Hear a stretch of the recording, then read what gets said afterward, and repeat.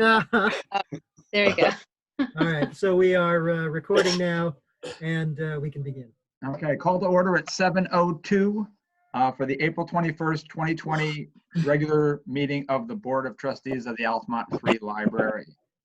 Thank you all for coming. I hope everybody had a chance to review and accept, or not accept, well, they're going to do that next, review the minutes of the March 16th meeting. Does anybody have any comments or questions or changes to the minutes? No. No. Nope. Nope, not, can I get a motion then to accept the minutes from March 16th? Motion. Motion. Second. Okay. Amanda motioned, Elizabeth seconded. Did you get that, Rachel? Yep. Am I going too fast? No, you're good. Okay. All in favor? Aye. Aye. Opposed? All right, the minutes from the March 16th meeting were accepted.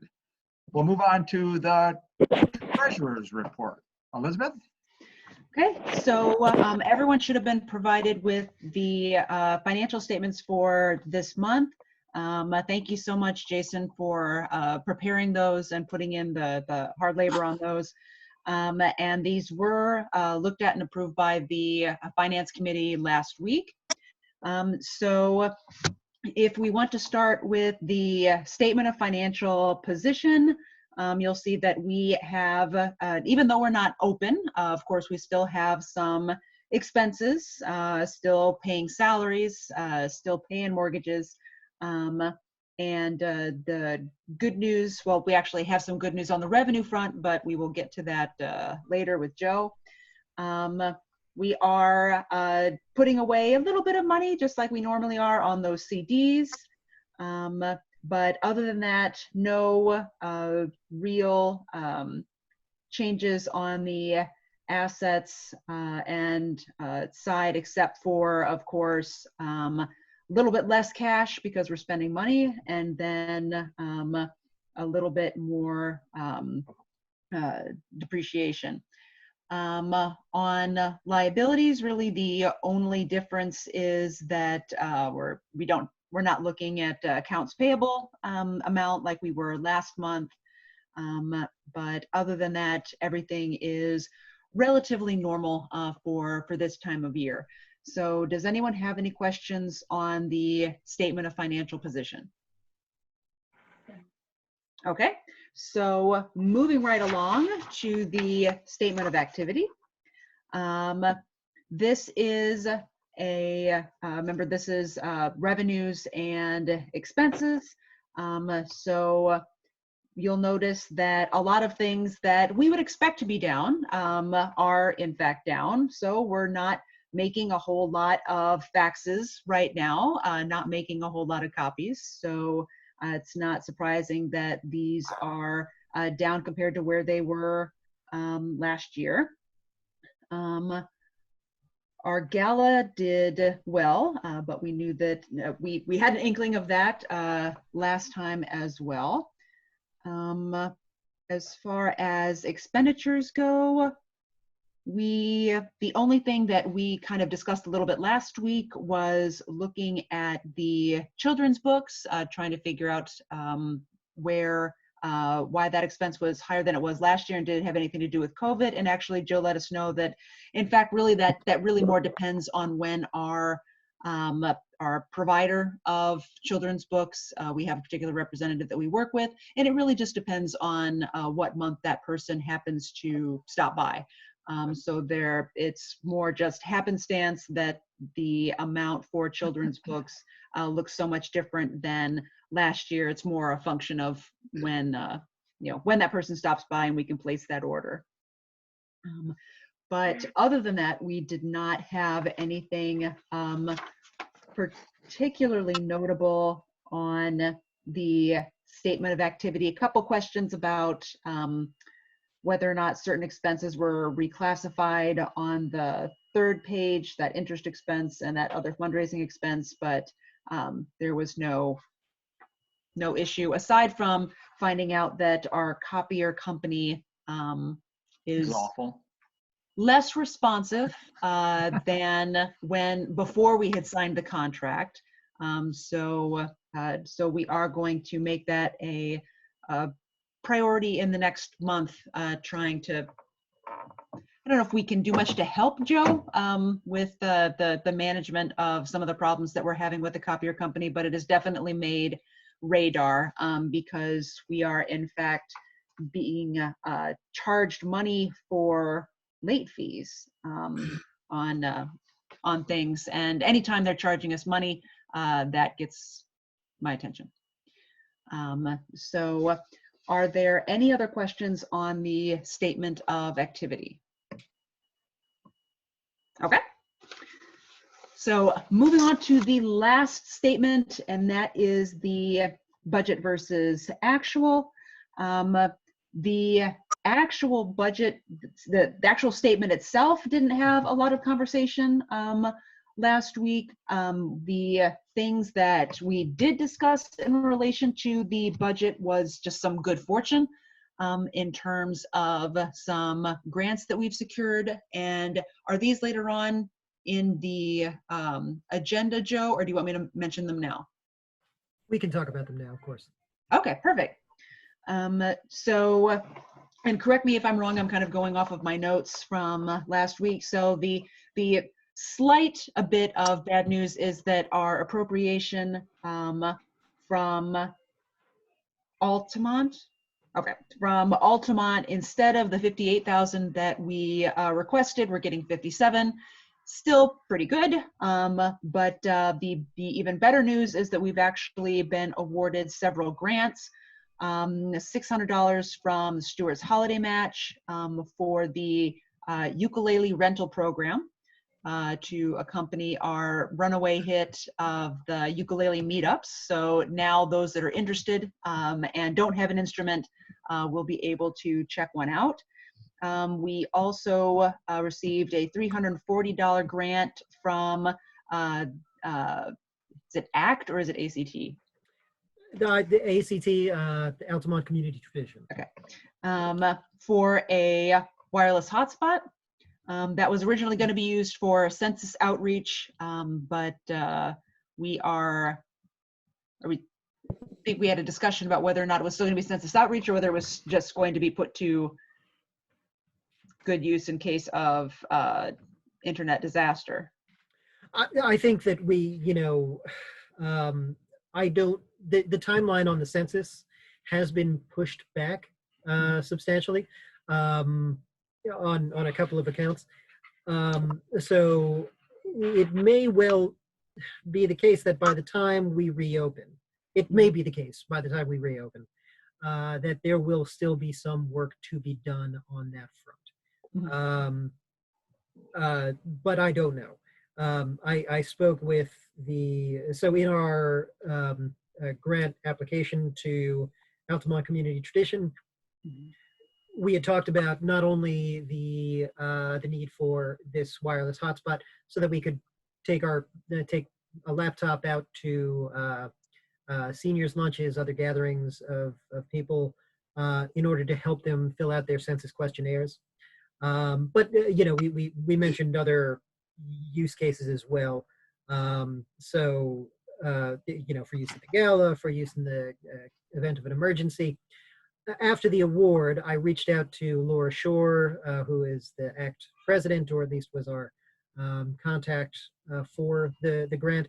And I said, look, the circumstances have somewhat changed around us since we filed that grant application. So I would, certainly understand if changed circumstances would result in you wanting to rescind the award.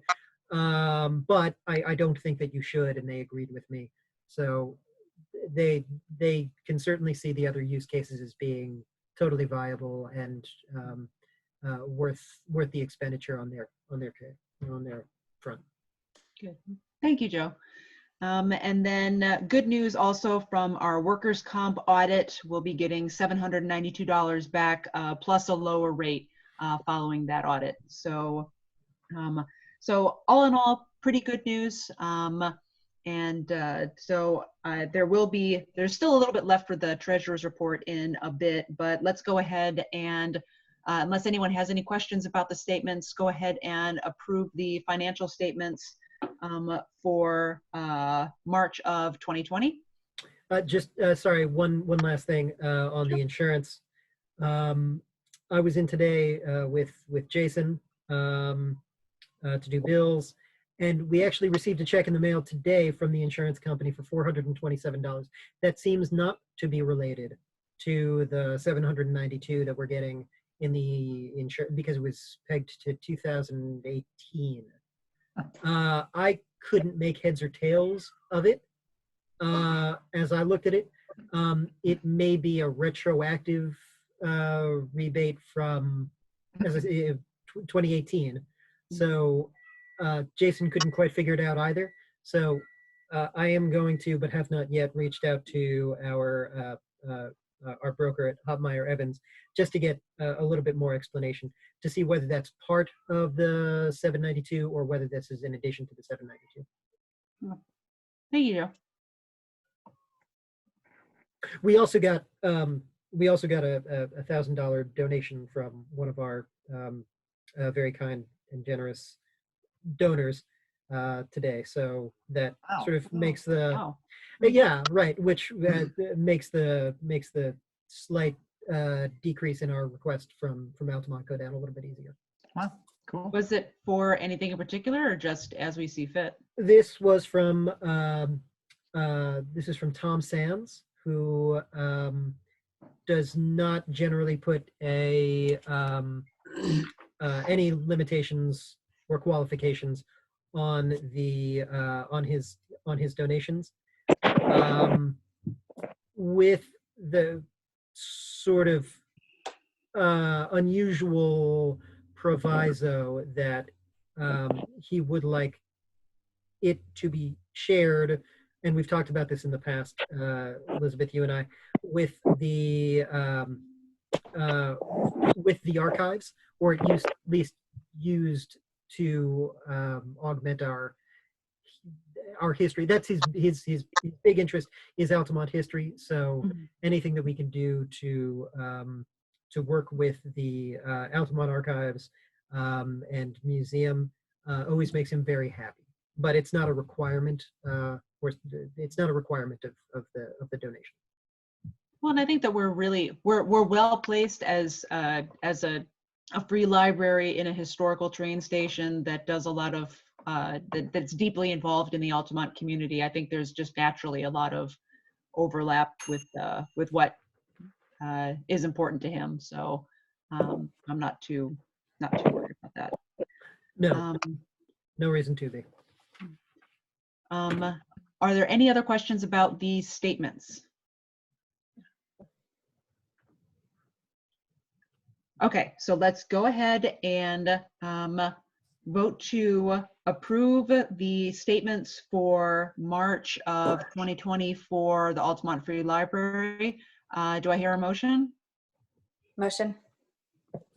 Second? Second. I'll second. So I think that was Melanie motioning, and then either Deb or Amanda seconding. You're both too fast. I couldn't tell which one got in first. It's All in favor? Yeah. All in Aye. favor, say aye. Aye. Aye. Any opposed? And any abstentions? All right, perfect. Thank you so much. Back to you, Joe. Okay, Joe, director's report. Okay. So today is Monday, as the governor would say. The library remains closed. We are closed through the most recent update of the New York Pause executive order that mandates that all non-essential businesses remain closed. That has been extended through May 15th. So that is the earliest possible time at this point that we could conceivably reopen. I don't think that it's likely that we will reopen on May 15th. But we will sort of wait and see.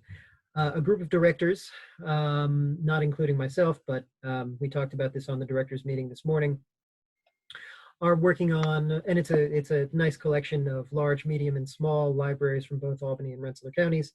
Um, in addition to the Upper Hudson staff, are working on putting together guidelines for reopening, talking about what are the circumstances under which it's going to be safe for staff to resume work, under what conditions can they resume work, how should we process the, in our case, 1,170 items that are currently out in the world in people's homes. How should those be dealt with? How should we take those back in? What should be done to them to process them and get them ready to go back out into the world? The sense that I got from the discussion from that committee this morning was that their recommendation is going to be for a phased reopening when we do reopen. So a phased reopening will have, staff coming back before we open the doors to the public. It will include recommendations for the existing collection, the uncirculated collection. It will include recommendations for what to do with gathering spaces for programs. And they should have at least the beginnings, the first couple of phases ready for us to take a look at by this Friday. No, Monday. Monday, next Monday. And once we have that, we can start putting together our plans. I've got sketches of plans for how we're going to resume service. I don't think that when we do resume service that we're going to be jumping back into programming immediately. That's going to be something that we're very cautious about starting back up, particularly the kinds of programs that tend to draw vulnerable populations. So it is going to be a phased reopening, whether they're recommending that or not. But it's certainly something that we're thinking about a lot. I'm thinking about a lot. And if anybody has any thoughts about how we go about the reopening, certainly there will be documents for you guys to respond to. But if tonight anybody wants to throw out any of their thoughts, I'd be very happy to have them, and I can pass those along to the committee that's working on this. The digital circulation has been very good, as you saw in the circulation report. Circulation. Sorry, Dick, did you have something? No. Okay, sorry. Just listen. Okay, no problem. Digital circulation has been very good in our in Libby and in Overdrive. We have loosened the restrictions for who is able to access downloadable materials online. We hope everybody does. We have loosened the restrictions on how you get a temporary card online and who is able to do that. I have been responding to a lot of calls and emails from folks looking for their, who have an account but don't have their library card at hand. So I've been getting them their library card numbers so that they're able to participate in the digital services. We have rolled out a brand new service called Hoopla. Has anybody had a chance to use or look at Hoopla? Amanda has, yeah. It's pretty neat because there's some things on Hoopla that aren't on Libby that I've been able to look for. So it's really neat. It is. It's really neat. Anybody else have any experience using Hoopla yet?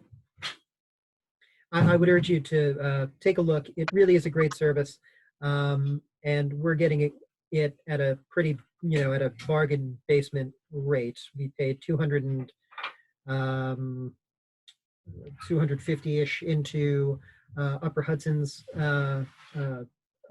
purchase of the resource. Overall, all of the libraries and Upper Hudson together put in $30,000. And based on our circulation of digital materials last year, our contribution to that was just south of 1%, so it's 280 something. And it's a phenomenal catalog of digital resources, movies, music, ebooks, audiobooks, television shows, and it works on a pay-per-use model. So once that $30,000 is gone through, then we'll have a conversation about whether we replenish that. In order to keep circulation, to keep that $30,000 going as far as it can, we are holding patrons to 5 circulations, five loans per month through Hoopla. And that's been going really very nicely. Our users are, we got our first look at some preliminary statistics just this morning. And as in so many things, Altamont is punching above its weight class in terms of circulation per capita of Hoopla. So that's been really great that we've been able to put that service into the field, and we've had a lot of really good responses from that. So again, I would urge you all to take a look at Hoopla. It really is a great. It also works on a simultaneous. There's, as opposed to Overdrive Livy, which has a very limited number, possibly one in many cases, number of concurrent circulations of a particular item. So only one person can be borrowing the Where the Crawdads Sing audiobook at a time. The way that Hoopla works is nearly unlimited circulation, contemporaneous circulation of the same item. So as many people as want it can have that same audiobook out through Hoopla. So it's a smaller catalog, but what there is can be used by any number of people. So that's particularly good for popular materials. I don't actually know whether Where the Crawdads Sing is in there, but there are a lot of very popular materials. It happens also to be really good for BBC and Acorn series. So all of the like Miss Marples and things like that. A lot of Ken Burns. We've been doing a lot of Ken Burns in this house. Moving on. And Joe, before you move on. Yep. 2 quick questions. Sure. Give us a sense in terms of how many emails, how many phone messages are you getting from patrons on a daily basis? Any idea? It's probably about 2 a day. Yeah? Okay. So it's not a ton. It certainly is not occupying most of my working day, but it's fairly regular. But people are staying in contact, which is a good thing, though. I think that the message has gotten out that they can call me, that if they leave a message on the library's voicemail, that I will get back to them within the hour. And I think I've been able to do that pretty successfully. And my other question was, you remember a couple of meetings ago, we had that discussion about, and I don't recall the company, was it McGraw-Hill or whatever it was? It was Macmillan. Have they upped the number of books that we could get given the crisis we're going through, or did they keep it at the level they were at prior to this? I'm so glad that you've actually you've stayed engaged on that, and Amanda, you have as well. Actually, they've completely retreated. So they've completely retreated. Oh, okay. On the 8-week embargo that they had placed on new items. That happened pretty early on in the crisis, so probably late March. So that's a good thing then. It's a very good thing. It's a very good thing. They have been pretty bashful about it since then, and apparently the rates that they're charging some of the aggregators, Libby, Overdrive, Hoopla, have been very reasonable since then. So good. Excellent. Really happy about all of that. So thanks for staying engaged on that. Joe, I do have a question about Hoopla, since it is something that's so new. Mm-hmm. I think you may not have any inkling of how to answer this. Is there going to be, because Altamont is engaging more in using it, is this something that we think across time we might have to up our contribution budget-wise if we are somebody that's heavily using, or our library patrons are somebody that's heavily utilizing it? That's a good question, and I don't know exactly what the answer is in terms of how Upper Hudson is processing the payments. So the statistics that we saw this morning showed the number of circulations that Altamont cardholders have had since Hoopla came online last week. But also it showed the amount of money from our contribution that those circulations represented. It wasn't, I guess I don't know whether, I cannot imagine that if we go through 200 and whatever it is, $289 worth of circulation, that we will be cut off. I think it's going to work like all other Upper Hudson digital resources work, where everything is paid into a pool. So, for example, Upper Hudson itself put in 6,000 of the 30,000. So that, that's money that is going for circulation for cardholders at Steventown and Petersburg and Troy and Albany, East Greenbush and Altamont. So I think it's all pooled. I can get you a better answer on what that's going to look like as we use this going forward, as time goes on. It really has only been about a week and a half. Yeah, I just wasn't sure if they were came online. tracking not only just our patron usage, but also do they charge us different based on what is being quote unquote borrowed? If it's one charge for an audiobook, or now they can actually download movies, like borrow movies and stuff like that. If they're going to charge us a different amount of money, and if that's something that we can track perceivably going forward, so we could start budgeting that. Because it's a great little service, and again provides some stuff that Libby doesn't. So moving forward, if we are able to kind of track along, obviously this is unprecedented time, and it's probably going to be it's going to throw off the curve a lot because of the digital downloads. But just kind of moving forward gives us kind of a better playing field on how we're going to budget money towards it. So I didn't know if they charge us more for one borrow against another, whether it's an ebook, an audiobook, or a movie. It's a really interesting question because, and I don't know what the answer is. Okay. You would have to imagine that for an organization, for a company that traffics both low file size ebooks, but also feature length movies with very substantially larger file sizes, that those larger files are going to cost them more to store, probably cost them more to purchase the streaming rights to. So it is entirely conceivable to me that if that downloads of movies, for example, could be charged at a different rate than ebooks or digital audiobooks, but I don't know whether that actually is the case. I will find out for you though. I'm just thinking if it's something we can know that they are tracking, and if we could kind of break that information off from them, it just kind of gives us, again, that well of knowledge that moving along we can utilize to our favor, so we can make sure the patrons, like if we have to set aside a certain amount now in a different age of digital download, to make sure the money gets allocated to that.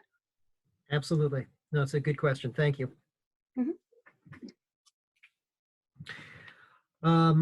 Any other questions on digital downloads, on circulation, anything like that?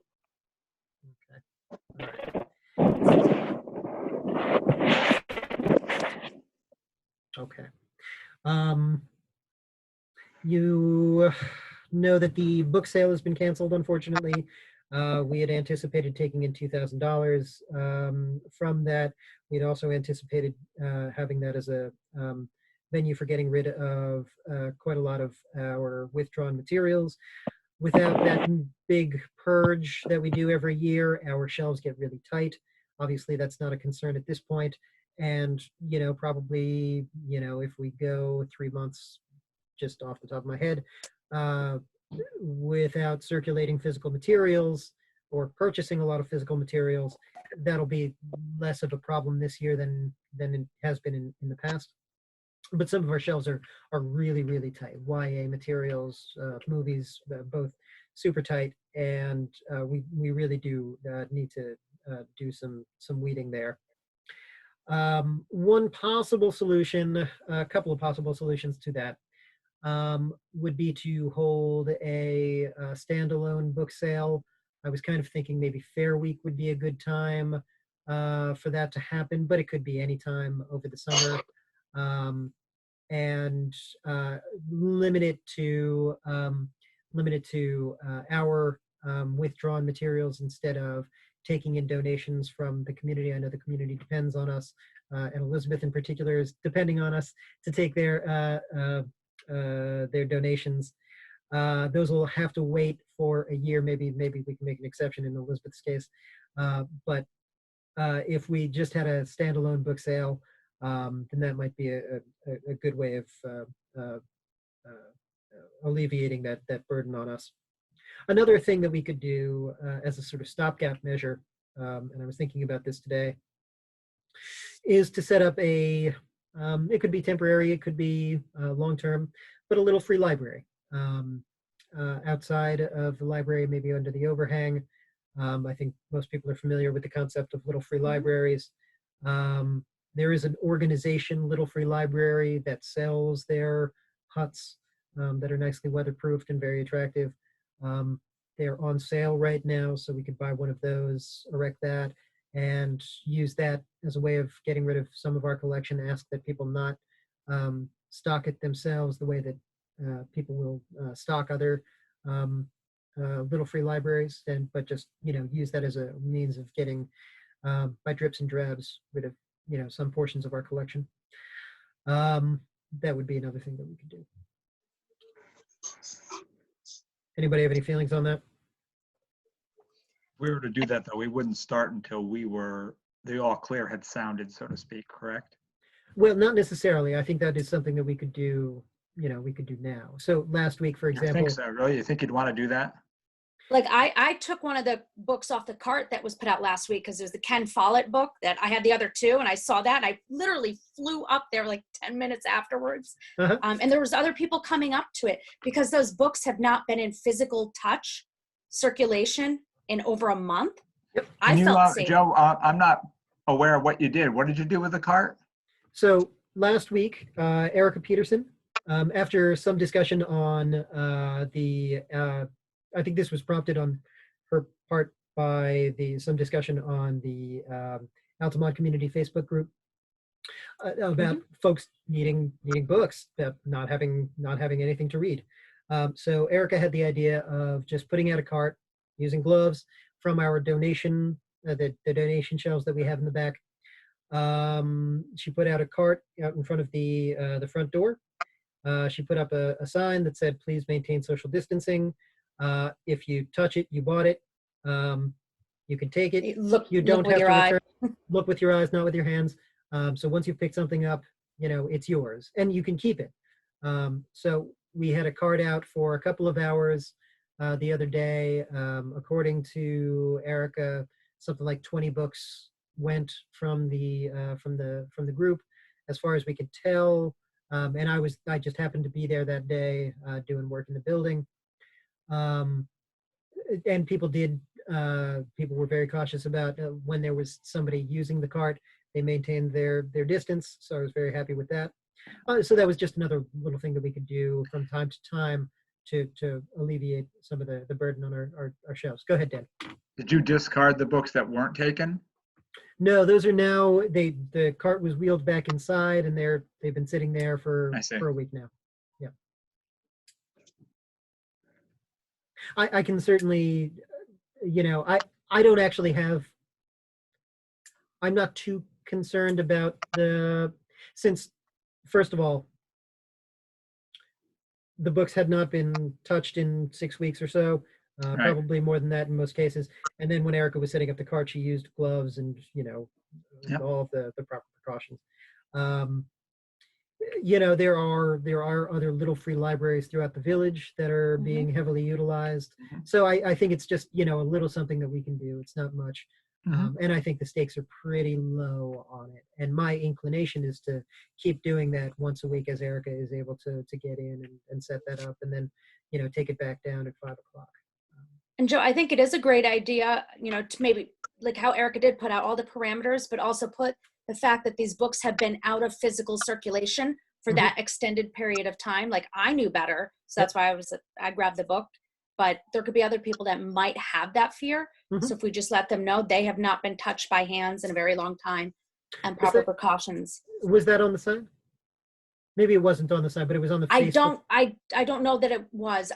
I'm trying to think. I remember how she said she, made sure everything was cleaned down and, all the other parameters of look with your eyes, not with your hands, social distancing and everything. So just stating that they've been out of circulation for X number of weeks, at least we know. Yep. Because there was a dire, people are reading through their little stash of books that they have, and there are people that needed it. So some recommendations were made for Libby. They were made for Hoopla, and it got that conversation going. But like for me, I like a physical book in my hands. Sure. So it would help suffice that need, if we go on for another month or another 2 months, who knows, to kind of weed out, especially as we hit more of the summertime, and kids will be milling around as much as we wouldn't like them to be in groups, but they'll be cruising through there on their bikes or things. So maybe the idea of that in some capacity is not a bad idea. Anybody else have feelings on the card or Little Free Library? I think it's a great idea. Okay. I know Yeah. I'm only going through my little stash here, so I would be looking forward to that. So I think it's a great idea. Good. There's some good stuff on that donation shelf right now. There's a pristine copy of Titus Andronicus, if you haven't done Shakespeare in a while. It's one of the weird ones. Summer concerts. We do not know at this point whether we're going to be able to hold our usual summer concert series. I would be personally gutted, absolutely heartbroken if we were not able to do those. But we are going to continue on under the assumption that we will be able to do that this summer. Probably we would urge people to continue social distancing if this was, assuming that this is still an ongoing issue. There's certainly enough room in Orsini Park that people can maintain their space from one another. So hopefully we will be able to do that. I don't know whether that will be possible under whatever executive orders are in place at the time, but we will just have to see. We have 5 of the 6 bands contacted and signed up for 5 of the 6 weeks of the concert series. We don't have contracts with any of them yet. And I've asked Laura McCutcheon not to sign any contracts, but to reach out to all of the bands that she's been in contact with and just let them know that we're not 100% sure. We there's no way of knowing at this point whether we're going to be able to go ahead, but we are proceeding at this point as if we are. Finally, let's see. Finally, maybe. Okay, here's a weird one. And this is new. This just happened today. Somebody reached out, Jody Way reached out and told me that she and her family have a life-sized cow. A life-sized cow figure, statue, ball, maybe. I don't know. But they would like to dress it in rainbow colors in recognition of the 518 Rainbow Hunt ongoing thing, and temporarily place it under the overhang outside the library for people's delight and selfies, I guess. I asked her to send me a photo. My inclination is to say, sure. Does anybody, I don't know, does anybody think that that's not a fantastic idea? The only thing Love I would say is to make sure that we put something up if people want to take pictures with it, just about the social distancing, you know, just to keep that our liability of people trying to congregate around the cow. But I have seen somewhere else on that rainbow hunt, somebody did do something like that. There was a painted cow. Uh, So I think it brings smiles to the faces. where are all these cows coming from? Where are I don't these? know. How big is If you're- this thing, Joe? Life-sized, apparently. Like Life Grulix? size. I don't know. I don't know cows. I don't Okay, know. wait. I don't know. Gil- I don't know. From a really, really stupid perspective, though, I mean, is this something we have to tell our insurance company about? Because if we have kids falling off a cow onto a Oh, hard good Lord. surface, I've seen the cow. What's that? I think Melanie froze. I think we lost Melanie. Oh yeah, It's not sea cow. you've seen the cow. Melanie? I think she's saying yes. Okay.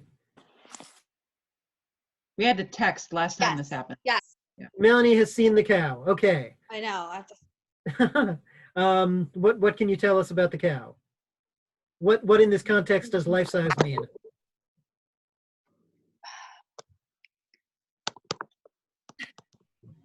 Can you hear me? We can, yes. Can you hear us? I can. Yeah, I did see the cow. I feel like it was at the end of the road for some kind of birthday celebration. I don't remember it being like ostentatiously big. Like just, is it 3D or flat? Oh God, I don't know. I asked her to I send me. felt like it was like a flat cutout, but I could be wrong. Maybe it was like a Oh. real actual cow. Like I- a I- fiberglass I don't cow? I was pick- I mean, Gilliland has the cow from Grulick's Market in Yeah. their Right. foyer. I mean, is that what we're talking about, or we're talking about something different? That's what I'm thinking. I mean, Yeah, for me, I'm from the land of Chick-fil-A, so quite honestly, life-size plexiglass cows aren't, like, I can conceptualize that pretty easy, that Right. those were always being stolen off the billboards in Atlanta, so I've seen my fair share of, for some reason, 3D plexiglass cows.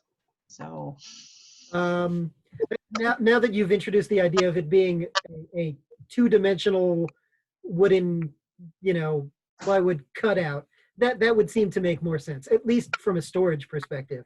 Why in God's name I would can't. would yeah. Jody have a where would It you was even it keep- was given to her for her birthday. I think it was like a joke or something like that. Okay. Okay. Can I just throw one other comment out real quickly? I don't want to be like the person who has like no sense of humor, because I do, but I just would hope that it would be attractive enough and not like really awful looking. You know what I'm saying? That's a good point. I don't even care if it's anatomically correct. I don't care about that. It's just whether or not that it is attractive enough and not something that would, because our building looks nice, that's the thing. we do, we're a classy institution. We're trying to maintain a brand, so to speak, A modicum of respect. Yes. That's right. Okay. Oh, So, pretty cute. so Maybe you could see it first, before we say yes to it. I did ask her for a photo before I committed. I did ask her for a photo, and when that comes along, we can make this decision. Okay. No need to do that right now. Sounds to me that is a little hesitant if people aren't too excited about it. Maybe we should put it on hold. Yeah, I agree. Yeah, let's see a photo, and then we can decide. Yeah. Okay. So actually, the last thing is the state budget. You've read the director's report. Library systems did pretty well in the state budget, but there's a whole lot of caveats there, and the major caveat is that there are 3 periods over the course of the fiscal year, the state's fiscal year, where they're going to look at revenue and potentially reconsider whether the expenditures that they've promised are still viable. So the first period, the first time that that's happening this year is going to be on April 30th. So the first review that they're going to do of state revenues is going to be on April 30th. There will be another time, I think, at the end of either June or July. And at, depending on what the state has taken in, it may be that the appropriations that are in the state budget simply can't be honored because the money just isn't there. So we are cautiously optimistic about what we have, what we've been promised in the budget. Just a reminder that state funds for library systems, the state funds for libraries don't generally go to individual libraries except in some rare circumstances, but go to library systems. Library Systems Upper Hudson is our it's what makes us able to function in the way that we're used to functioning. They pay for amongst many other things, our integrated library system, our computer system, our networking capability. They pay for the courier service that delivers loaned materials between all of the libraries in the system. So a shortfall in Upper Hudson is unfortunately in some pretty tight fiscal circumstances at the moment as it is. So any hit to Upper Hudson would be bad news for us. So I would like to ask everybody to stay engaged with their local legislators. Reach out to your legislators and ask and say thank you for what you've been able to do for us in a very difficult fiscal year in getting us the $91 million in state funding for libraries. And we'll obviously keep you informed as we learn more as the budget is reconsidered.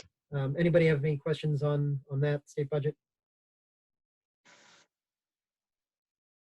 Okay, that's all I've got for my director's report.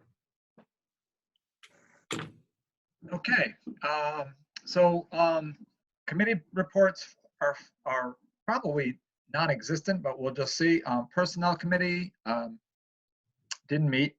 Program committee didn't meet. Building committee. Been some communication, but there certainly has not been a meeting, and I don't think anything's pressing. I can say a couple of things, but I don't think it's truly necessary, depending on what Joe thinks. Yeah, let's talk about a couple of the building things that you and I have talked about over the past couple of weeks. Okay, well, regarding the fire alarm system, we heard from Taylor Tech. They had originally given us an estimate way back when. It was for $7,200 and change. And they said that they really want the work, so they were offering a discount. And my understanding that it would wind up being about a $500 discount. And in fact, it would bring it down to approximately $6,700.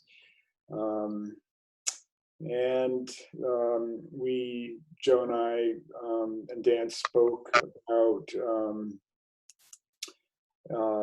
still considering International built-in. They were folks that gave us a price that was about $6,000. It seems like the small local business Hobsons, maybe we're getting the sense that they're just too small, that we don't have quite the confidence that we might need. And then we had ruled out Johnson Controls because their price just kind of ballooned and had a substantial portion that was going to be added on for electrical work. So I have spoken to Taylor Tech and International Built-in and asked them both for some references, which International Built-in, who is actually the lowest price at this point, except for Hobson, who we deemed to be too small, she responded right away. So just she limited to 4 places that we would know, but she said she can give me another long list of references that would certify the quality of their work. So one of them was the Orchard Creek Golf Course. Long Energy uses them. The Troy Public Library and the Margaret Remy Library. I don't know what that is. It's part of Schenectady. I'm sorry? I can't hear you. I'm sorry, I was on mute. Yes, that's right. It is, okay. Anyway, and I could, she said she'd be happy to provide more. I have not heard back from Taylor Tech, even though they had offered this discount. So it's something that we can continue talking about. I don't know if it would be considered essential work, if we can even have the work done now. So, it's something that we need to discuss some more about. So Joe, any thoughts about, what I just said? Anything you want to add, or Dan or Dick? Some of the discussion that we've had between Paul and I and Dan is that we just simply don't know what the basis. We're not expert enough in this area to know to know what the best route is, what the best type of fire alarm. There are a couple of types that have been on offer, and what would work best for us. So different vendors have had different arrangements that they've suggested, and we don't know what the best way to make this decision is. So that being the case, I reached out to Kyle Haynes from the Altamont Fire Department to ask him to look at the various proposals that we have in hand, and to see if there was something that jumped out at him with knowing what he knows about the building. And he said that that's not really something that they do. They're not able to make a recommendation. So that leaves us where we were. The next thought that we had, that Paul and I had, was to ask for references from the various competitors. Paul and I both really liked what we have seen and heard of International Built-In Systems. They've been very responsive. Their price is right. And it may be that amongst the options that we have, that there's no wrong answers, that any of these systems that have been suggested for us would all work perfectly well, whether it be a sort of standard fire detector, smoke detector system, or one of the other major kind is a sort of laser that will scan the main body of the library, detecting, or trying to detect any anomalous vapors, any smoke that would be preventing the laser from hitting a sensor on the other side of the library. So so maybe there's no wrong answer, and there's just differences in how you approach it. So my based on everything that we've seen so far, my strong inclination is to go with International Built-In Systems, and if we are able to get the work done while we are closed to the public, if that's even a possibility, I would like to do that. So do you, I'm agreeing with both you and Paul with regards to that. If you guys are in agreement as well, does the board need to act on that this evening, or is there anything else that you guys want to find out first before? Because I think it makes perfect sense if we could get this work done while we're closed and not have to be any kind of a disruption once we start operation again. It would make perfect sense to do that. One thought I What have is is that what since is the necessity of this? Is there something should be done sooner than later? The necessity of it is manifold. A smoke detector system. I mean, essentially, we traffic in flammable material. We've got a big old building full of tinder, and if there were a fire, it would go fast. The current system that we have is not a system at all. It is a series of it's a number of smoke and fire smoke detectors, just like anybody would have in their house. They're not wired together, and they don't call out to first responders if there's an emergency. So the system that we are hoping to install, that we will install, will call out to first responders, and it will send the fire, police, etc., to the building at the first indication of an emergency, without any human being having to make that call. I think that's all the more important when there aren't people in the building. So I wake up, I can't tell you how many times I've woken up just thinking, like, if something happens overnight right now, nobody's going to know. Nobody's going to know. Nobody's on the street. There's less traffic. There's less people out in the world walking past. And maybe now that the weather is better, that'll be different. But I think that we would all sleep a little bit easier at night. I know that I for sure would, knowing that we had a system in place that was going to call out and that it would trigger the response of of first responders if there was ever an emergency in the building. Well, it sounds to me that it is a necessity. Soon. Not to be put off too long. It has been put off. It has been, and we've been Paul and Dan and I have been sitting on this for a while, and I think that we've done as much research and are as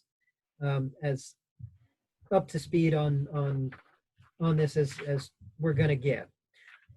So if the board is inclined to make this call this evening, I think I would be very happy. I don't know, Paul, do you? Yeah, I think that would be a good idea. I can also just make, since I have contact names for each of these 4 listings, I could just call them tomorrow and say, what did they do for you? How does it function? And actually follow through with the whole idea of getting a reference. So I'll do that. But in the meantime, I don't think it would hurt, since we know pretty close what the expense is going to be, to go ahead and authorize it by the board. Do we have a formal bid? We do.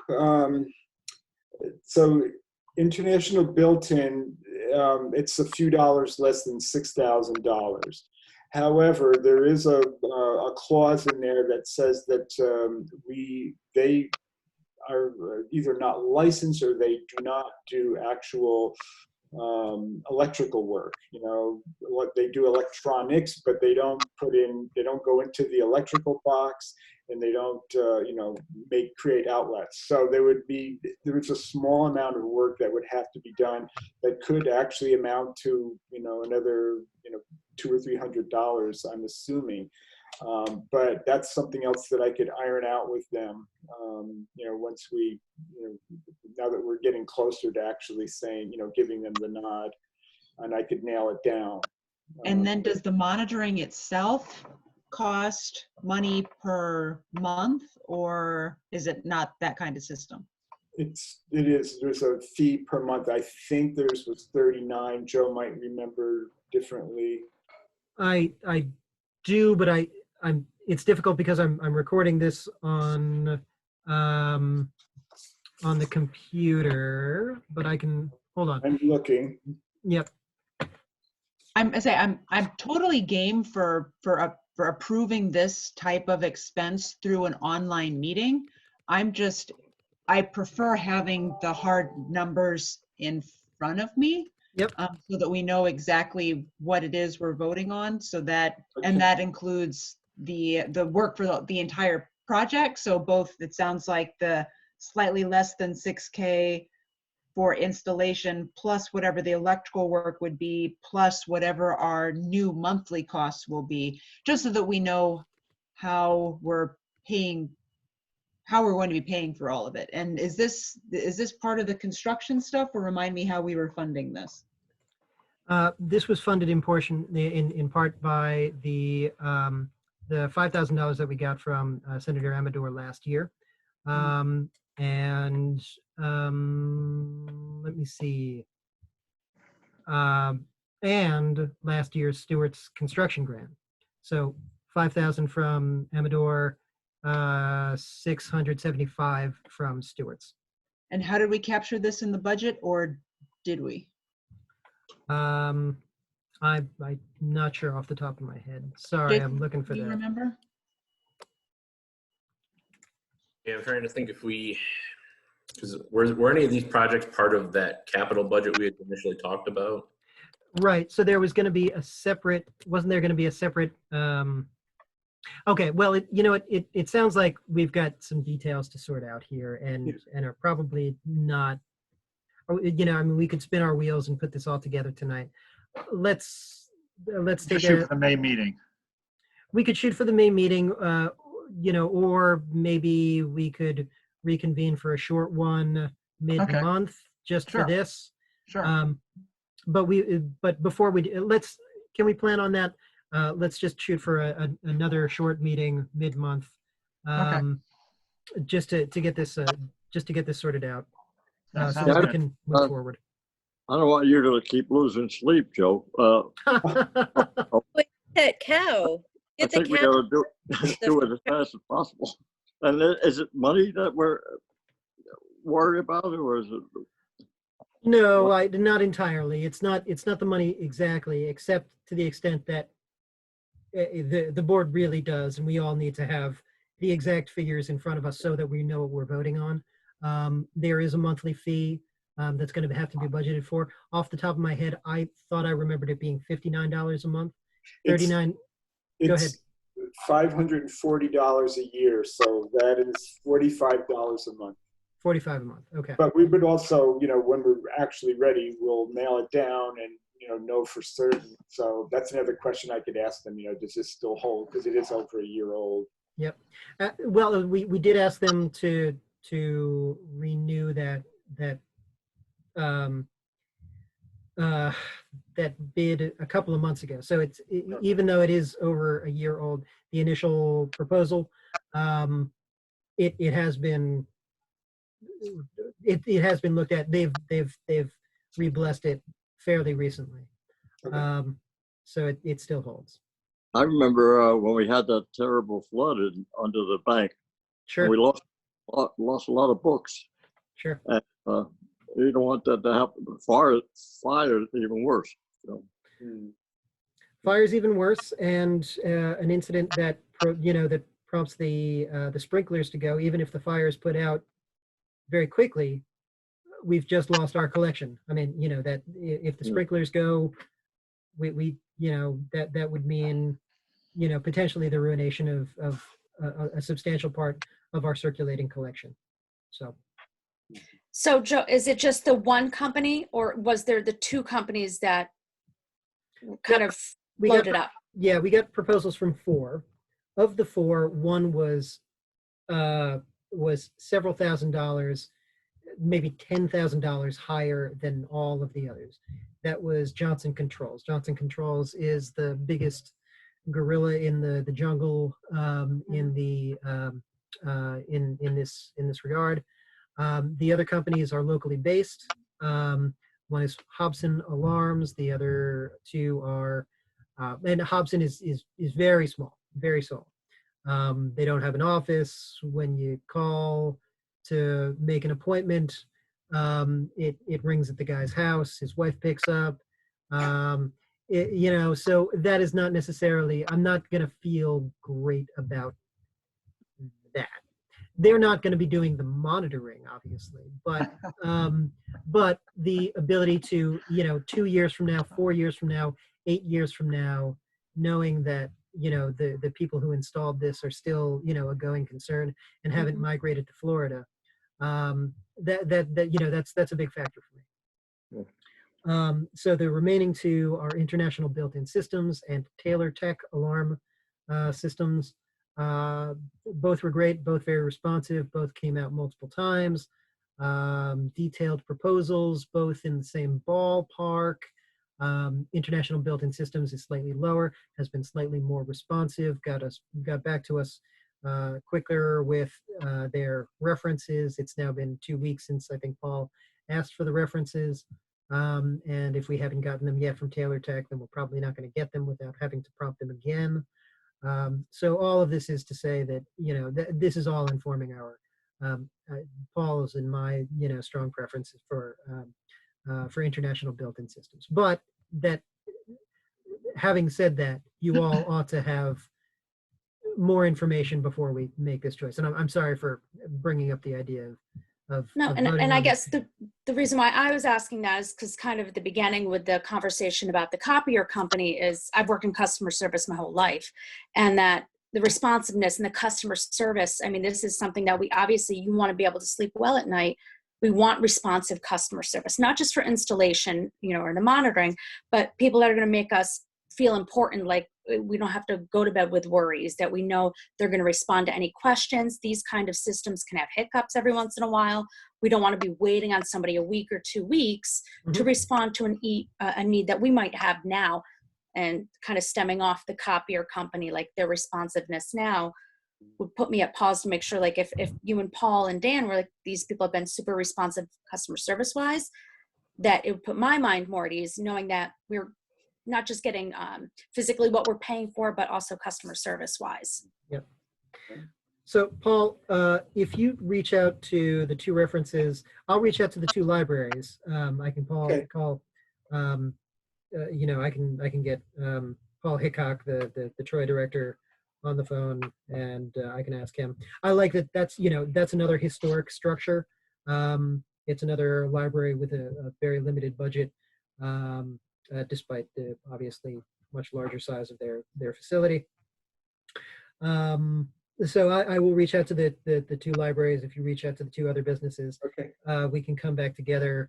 We will put together our notes, both on Taylor Tech and on IBS, and we'll get those out to the whole board. And then maybe in 2 weeks we can get back together, make a final decision on this, and hopefully schedule the installation for while we're still closed. Sounds good. Do we Okay. have the understanding that they can actually enter the building with more than one worker? I don't know. I don't know. That's another thing I'll ask them. Yeah. Okay. Just very quickly, you know, we're still talking about the back room. You know, how can we accomplish that while we're down and things are, you know, there's no other folks around. So I don't know, Joe will have something to say about that. As far as I go, you know, I'm considering trying to wash the library while it's closed, which means, you know, spraying it with a hose and using a long broom, a push broom with soapy water, and just giving it a good bath. I think it would be uplifting to actually see, you know, something happen on the library when it's sitting there vacant. And then there's one other little project that needs to be done. The railings are pretty nasty. They're rusted quite a bit. So that's another project that I could work on a warm day, to get the, you know, especially when there's no in and out of through the door. That would be a great time to work on that. And that's it. Okay, great. Thank you, Paul, very much for all your efforts. You're welcome. One last thing on the building that I was thinking about today. During our directors meeting, one of the recommendations that the library reopening group is almost certainly going to recommend is installing sneeze guards, for lack of a better word, at the point of service. And they said that there's a couple of different options that are out there, a couple of different commercial options. And I was wondering if it might be possible either for me or for somebody else to build one of these. I've drawn up some plans. And I can, basically all it would be a wooden frame with, an expanse of clear plastic that would be erected around the, sort of on two sides of the desk. I don't know if that would make me feel like a Nuremberg war criminal sort of in the dock, but I do think that it's probably a good idea to have something up to 6 feet or so. Maybe I'm just thinking about 6 feet because that's the tallest I can imagine a person being. But I think it would, at least the way I'm thinking about it, it could be pretty easy to build. So maybe I will take a run at this, and then when I cut a pinky off or something, I will investigate some commercial options. Or if this was something that anybody had the capability to build, I don't know if Paul or if I don't know if Amanda wanted to try to build this thing. Bob Casey might be another guy who could potentially do this. It's theoretically pretty simple, but maybe I just think that because I always think that it's pretty simple before I cut my pinky off. Joe, is this a permanent installation or is something that would go away? It's not something that I'm thinking about as being a permanent. I'm thinking about it, the way that I'm thinking about it, it would be like a sort of a, the kind of a screen, like, that one of those sort of moving screens that's hinged. Do you want to be able to slide books underneath it to the person? Yeah, so there would be, you almost certainly can't see this very well. So it would be, so this part would be. Have you seen what they're doing at the post office, Joe? Yeah, I've seen that, and they hanging the shower curtain, and that looks, talking about the classy cow. It just. It's not a shower curtain. It's a piece of plexiglass. It is. Initially, it was a shower curtain. It was a shower curtain. But they changed that quite quickly. Then. It's true. So I'm just thinking of a wood frame. I just think that would be sort of. Okay. I don't think, for example, that we could hang that from the ceiling. Right. It would require 14 feet of chain and. Right. Yeah.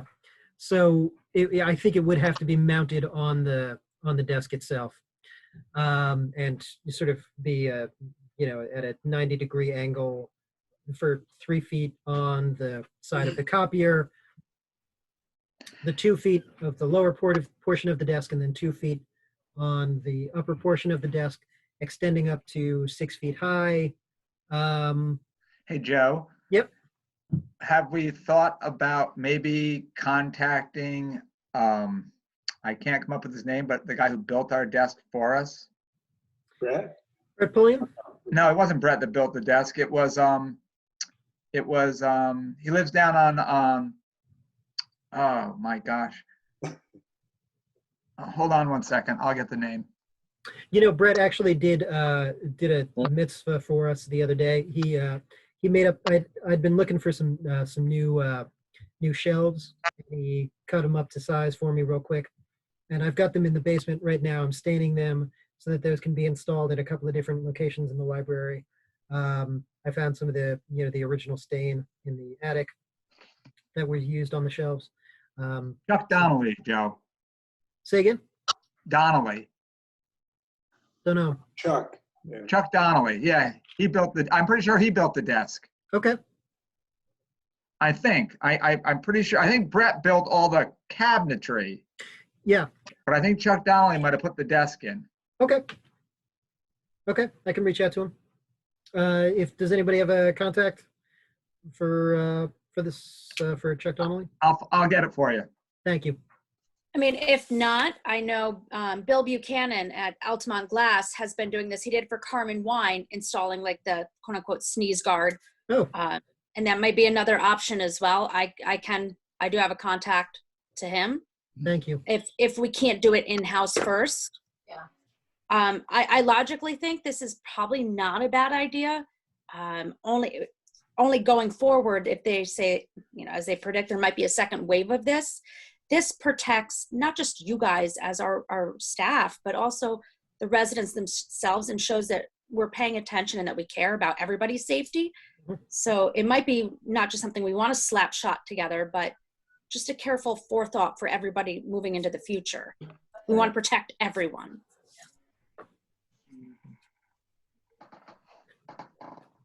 Good idea. Okay. What We I'm ready to hearing move on is then? what I'm hearing is that you think I'm going to do a bad job at this. Well, you're- I don't want you and to you're- lose your fingers. We need you to get back to work. That's exactly what you're hearing, Joe. That's right. Okay. I can librarian pretty hard with 9 fingers. You're assuming you'd only cut off one. Okay. I'll reach out to Chuck, and if you can get me a contact for Chuck We'll Donnelly do that. and one for Bill Buchanan at Altamont Glass, that would be great. Yeah, Okay. Thank you. Thank you again, Paul, for everything. Welcome. All right, so as you can tell, I'm in a really dark room right now, so I can't even read the agenda anymore. I guess the finance, we already met the finance committee. Policy committee didn't meet. Long range planning didn't meet. So, right, the long range planning didn't meet, Joe? Nope. Okay. So now we're over to old business, which is the assistant treasurer's position. So what do we want to talk about that? Elizabeth, what we're gonna talk about? That we need one. That we need an assistant Yeah. treasurer's position. Yes, indeed. We wanted to get everyone kind of thinking about the assistant treasurer position. As we've discussed before, I'm getting ready to relocate to Texas, at which point I will step down, and Melanie has graciously indicated that she will step up into the treasurer position if there's someone that is interested in becoming the assistant treasurer, which is a position that we approved and is now a part of our infrastructure. So there were a couple things that we talked about in the finance meeting that makes this position a little bit easier. Melanie, feel free to jump in at any time, but the assistant treasurer's primary duties are the cash drops. And so being available during banking hours, both to actually get to the bank and to pick up the cash and meet with Joe, makes this would be convenient, but not absolutely potentially necessary. So if there was anyone that was a member of the board that would be interested in being the assistant treasurer, or if there was anyone that you could think of that is on the board and potentially not present that would be a good fit for the assistant treasurer, then we wanted to be sure and ask, because the more time we spend kind of onboarding and making sure we've got all the systems right, the less of a surprise there is when I step down over the summer and all of a sudden we have to make a cash drop. Right. And it's not that difficult of the job. It's probably only, I want to say 1 to 2 hours, depending, every other week, depending what's going on. You know, obviously around gala time, it's more that type of thing. Okay. All right. And So- it's convenient having the additional position, because it's an additional layer of kind of checks and balance, making sure that someone who doesn't have check writing ability is the one that does the actual drops. So Right. yeah, good financial, Nice split. yeah, good financial practice. Okay, thank you, Elizabeth. So let's all give some thought to that, and maybe we can come to something at our May meeting to kind of pull this thing together, unless anybody has any other comments or thoughts on it now. Real quick, Dan, Yep. Melanie also said that she was flexible. So if there's someone that just isn't available during the day, but is totally interested in doing the treasurer job, which involves, reconciling the bank statement. But again, most of the actual heavy lifting is done by our hero, Jason. Yeah.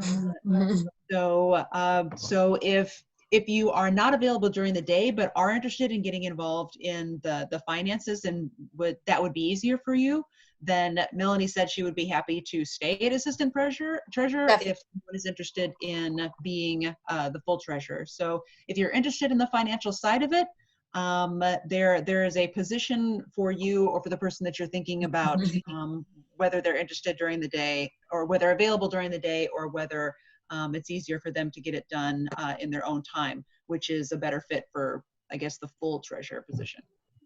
Very good. Thanks, okay. Dan. Great. Thanks, Elizabeth, very much. Back on Joey, your report, you never mentioned anything about the summer reading program. Did you want to do that? There's not much, unfortunately, to say, Okay. except it's very similar to the concerts. We don't know how it's going to go, whether we're going to be able to go forward with a full slate of programs the way that we've done in the past, or whether it's going to be, we're going to utilize online performers, some combination of bingo cards and other incentives for folks to participate in the summer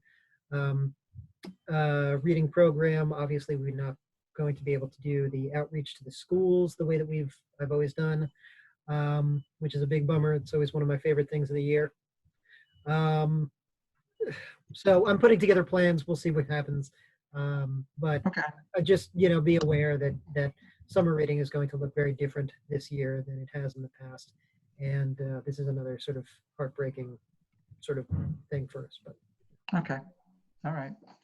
Does anybody have anything else for the good of the cause? Sorry, lastly, just last thing on that. Whether or not we are open by the summer, there will be a summer reading program. Okay. That's it. Thanks, Joe. And Joe, thank you again. I know I'm speaking for everybody on the board for all the work you're doing to keep our library moving forward, even though we're not physically present. We do appreciate everything you're doing. Thank you. And can I just before we? No, you're done, Joe. We're done. No, go ahead. I just would like to, for the record, just talk for a second about the really incredible work that some members of the staff have been doing. As you know, we've asked different people to do different things according to their ability and their and their interest and their ability. At a bare minimum, I have asked everybody to continue taking webinars, and I've been getting updates from nearly every staff member about the webinars that they've been taking and continuing on with their professional development, and I think that's been really great, and we'll be well positioned when we come back with these super smart, super engaged staff members with all of this new information. But in particular, there are a couple of staff members who have been going above and beyond. Erica Peterson, certainly she's been checking the mail, she's been checking the building, she's been doing the cart, and other things like that. She really has been great. Joanne Mulligan has been an absolute champ. She has been helping me out with the Facebook feed, so she's been posting once a day. Often it's meme things, but it just keeps us out there in people's headspaces.